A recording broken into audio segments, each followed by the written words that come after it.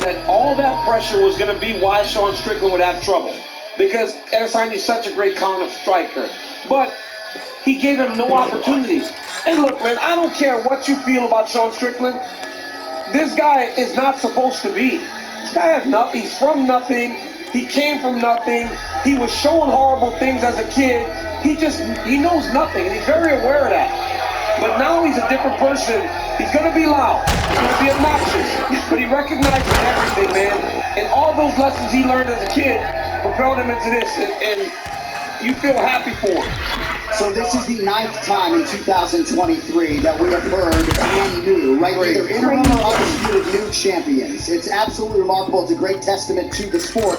And in terms of Israel Adesanya, because he's a big part of all of this, we have seen great champions, Valentina Shevchenko, Amanda Nunes, right?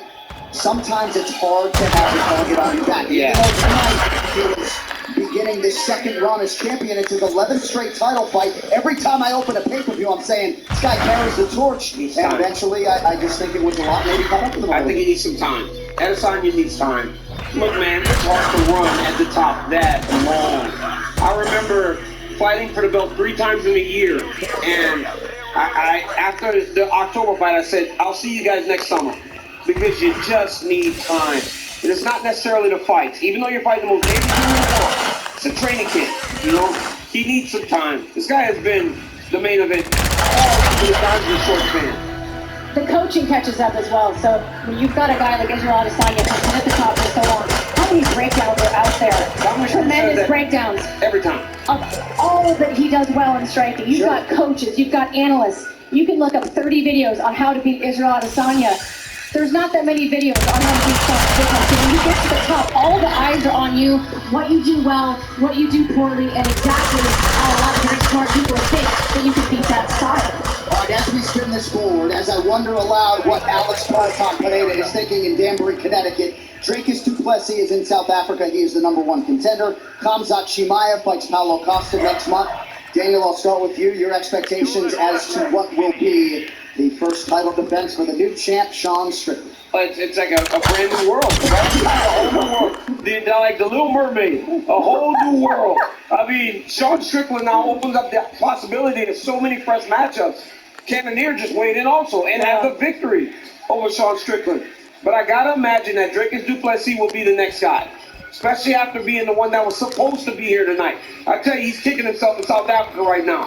Because if there was a time to get Adesanya, tonight was the night. There was a lot that goes into this fight. Sean Strickland did what he was supposed to. But I figured du Plessis, unless Khamzat Chimaev just completely wipes out Paulo Costa. I love these moments where everything just gets put in a shaker cup and spilled back out on the table.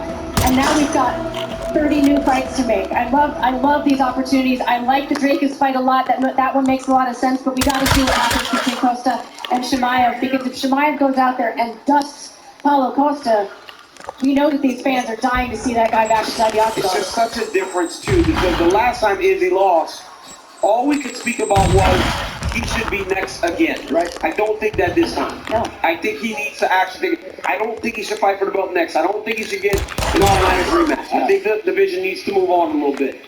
All right, we'll see the direction in which they proceed. Before we get off the air, I just want to acknowledge our entire live event production crew, our whole UFC staff. This is a stretch of 17 successive weeks with a live event. This is number 15, and a lot of it has been globe-trotting, so to every last one of you, we appreciate it, and we'll keep that jet lag going for UFC Noche next week. Noche UFC next week, baby. Let's go.